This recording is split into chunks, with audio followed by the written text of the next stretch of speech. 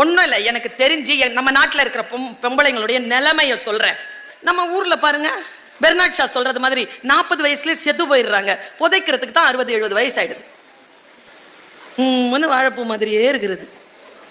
ஒரு சந்தோஷம் இல்லை, ஒரு மனசுல வந்து ஒரு திடம் இல்லை. என்னத்தை ஏதோ காலம் என் பிள்ளைங்களுக்காக. நம்ம ஊர்ல ஒரு லேடி 40 வருஷம் ஒரே ஆணோட குடும்பம் நடத்தி இருக்கு. நம்ம அம்மா மாதிரி. நம்ம வீட்டுல எல்லாம் அப்படித்தானே. அந்த லேடி கிட்ட போய் இந்த மாதிரி யாரோ ஒருத்தர் 40 வருஷமா ஒரே மனிதரோட குடும்பம் நடத்துறீங்களே, உங்க குடும்பத்துல உங்க கணவர் அவ்வளோ நல்லவரா, அவரை பத்தி ஏதாவது சொல்லுங்கன்னு கேட்டுச்சா? இந்த அம்மா சொல்லுச்சு ஒரு பதில். நான் மொழியாசிரியை, 300 பக்கத்துல கூட மொழிபெயர்க்க முடியாத ஒரு சொல் மந்திரத்தை அது சொன்னது. 40 வருஷமா குடும்பம் நடத்துறிய உங்க வீட்டுக்காரரை பத்தி சொல்லுங்கம்மான்னு சொன்ன உடனே அந்த அம்மா சொன்ன பதில்,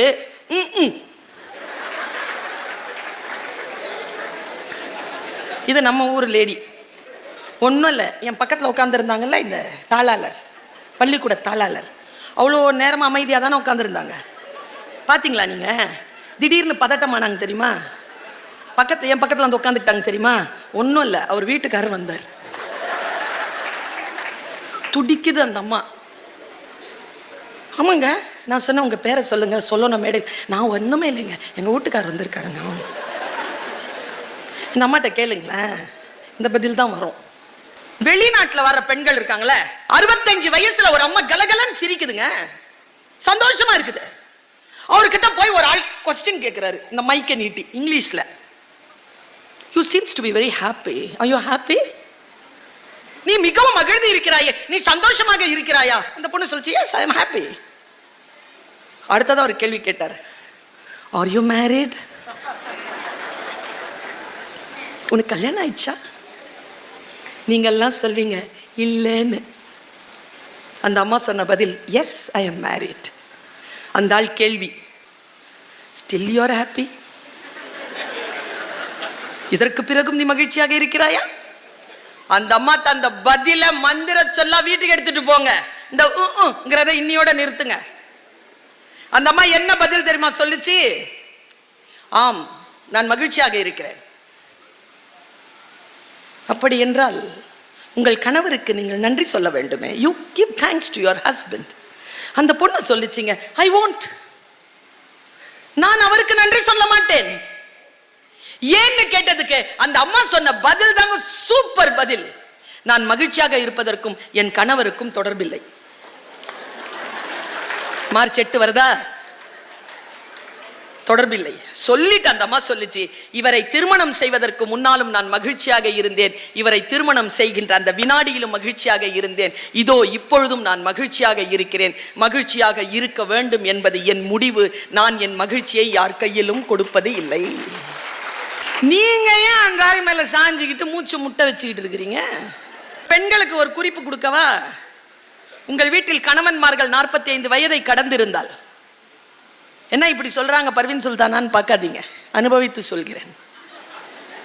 உங்கள் வீட்டில் 45 வயது கடந்த ஆண்கள் உங்களுக்கு கணவராக இருந்தால், அவர்கள் நீண்ட நாட்கள் ஆயுளுடன் இருக்க வேண்டும் என்று நீங்கள் விரும்பினால், அவர்களை அவர்கள் நண்பர்களோடு பழகுவதற்கு அனுமதி கொடுங்கள். சரியா? அப்புறம் இன்னொரு விஷயம் சொல்றேன், இந்த ஆண்களுக்கு சொல்றேன், என்ன வேணாலும் செய்யுங்க, உங்க செயல்பாடுகள் கொஞ்சம் தப்பும் தவறுமாகத்தான் இருக்கும், அதை பொறுத்து கொள்கிறோம். ஒன்று சொல்கிறேன், எப்பொழுது அது பாவம், எப்பொழுது அது குற்றம் என்று தெரிகிறதோ அப்பொழுதே அதை நிறுத்தி கொண்டு வீட்டிற்கு திரும்புங்கள். மந்திர சொல். குடும்பம் வாழ வேண்டும் என்று சொன்னால் நாம் எப்படி இருக்க வேண்டும், ஒரு பெண் ஒரு ஆண் எப்படி இருக்க வேண்டும் என்பதற்காக நான் இந்த தகவலை உங்களுக்கு சொன்னேன். நான் சொல்லுகின்ற இந்த மந்திர சொல் இங்கே இருக்கக்கூடிய ஆண்கள் பெண்கள் எல்லோருக்கும் பொதுவான ஒரு குடும்ப ரகசிய சொல்லை சொல்கிறேன். நான் ரொம்ப நல்ல பொண்ணு, சத்தியமா நான் ரொம்ப நல்ல பிள்ளை. ஏன் இதை சொல்றேன் தெரியுமா? படுத்த உடனே தூங்கிடுவேன். எனக்கு இதை பார்த்துக்கிட்டு இருக்கணும், மருந்து சாப்பிடணுன்ற அவசியமே கிடையாது. படுத்தா தூங்கிடுவேன். 7 மணி நேரம் இப்போ படுத்தாலும் தூங்கிடுவேன். நல்ல பிள்ளை தானே, மனசில் எந்த பாரமோ எதுவுமே இல்லை, தூங்கிடுவேன். இந்த நல்ல பிள்ளைக்கு ஒரு 2 வாரத்துக்கு முன்னால ஒரு அனுபவம்.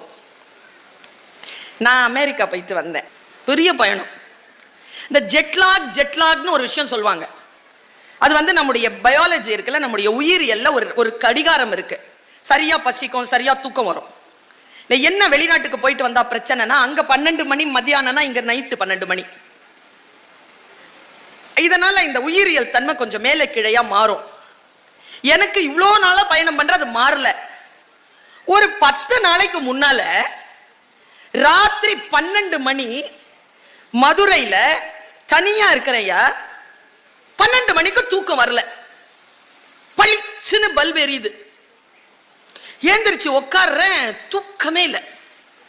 என்னடா பண்ணலாம், வீட்டுக்கு ஃபோன் பண்ணலாமா, எதுக்கு தூங்குற ஆளை எழுப்புறது, முழிச்சிட்டு இருப்பாங்களோ இல்லை கவலைப்பட்டுருவாங்களோ பேசினா, அதனால வீட்டுக்கும் ஃபோன் பண்ணல.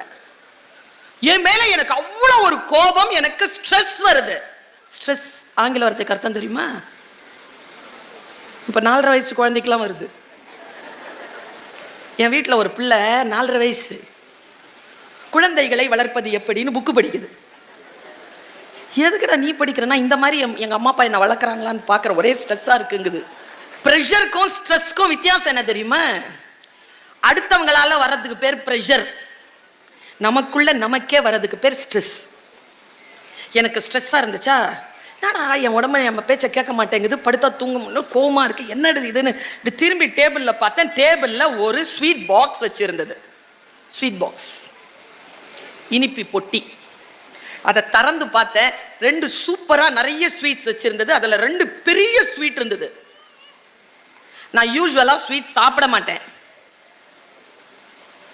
எனக்கு சுகர் கிடையாது, அதனால தான் சுகர் கிடையாது. எங்க அம்மா அப்பாவுக்கு கிடையாது, நான் ஸ்ட்ரெஸ் எடுத்துக்கிறது இல்லை, அதனால எனக்கு சுகர் இல்லை. அன்னைக்கு எனக்கு தோணுச்சியா அந்த சுகரை நான் சாப்பிடணும்ட்டு 2 பெரிய ஸ்வீட்டை எடுத்து கபகபன்னு சாப்பிட்டு தண்ணி குடிச்சேன் பாருங்க, மூளை அப்படியே சாந்தமாய் தூக்கம் வந்துருச்சு. தூங்கிட்டேனா, காலையில் 6:30 மணிக்கு எந்திரிச்சேன். 6:30 மணிக்கு பளிச்சுன்னு வந்த ஒரு சொல்ல மந்திரமா கொடுக்குறேன். ஸ்வீட் சாப்பிட்டா ஸ்ட்ரெஸ் போகும். இது ஒரு ஸ்டேட்மெண்டா? அது இல்லை ஸ்டேட்மெண்ட். சொல்ல இருக்கிற மந்திரம் என்ன தெரியுமா? அப்புறமா தாங்க எனக்கு ஒரு விஷயம் புரிஞ்சுது. நம்ம ஜெயிச்சிட்டா நம்மளை சுத்தி இருக்கிறவன் ஸ்வீட்டு குடி ஸ்வீட்டு குடு ஸ்வீட்டு குடுன்னு ஏன் கேட்கறான்?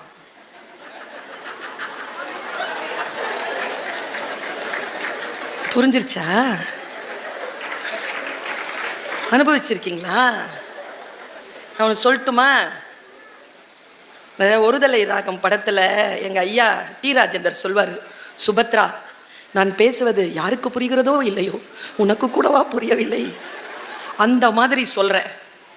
ஜெயிச்சிட்டா கூட இருக்கிறவனுக்கு ஸ்வீட் கொடு, மந்திர சொல். ஜெயிச்சிட்டா அடுத்தவங்களுக்கு ஸ்வீட் கொடு, தோத்துட்டா நீ சாப்பிடு. வாழ்க்கையில யாரு ஸ்வீட் சாப்பிட்றாங்கன்றது முக்கியம் இல்லை சுபத்ரா, ஸ்ட்ரெஸ் இல்லாமல் வாழ்கிறோமா அதுதான் முக்கியம் என்பதனை புரிந்து கொள்ளுங்கள். உங்களுடைய என்ட்ரி இருக்குல்ல, உள் நுழைவு இருக்குல்ல, அது எப்படி வேணாலும் இருக்கலாம். ஆனா எக்ஸிட் இருக்குல்ல, வெளியேற்றம் இருக்குல்ல, அது ஒரு வரலாறாக இருக்கணும்.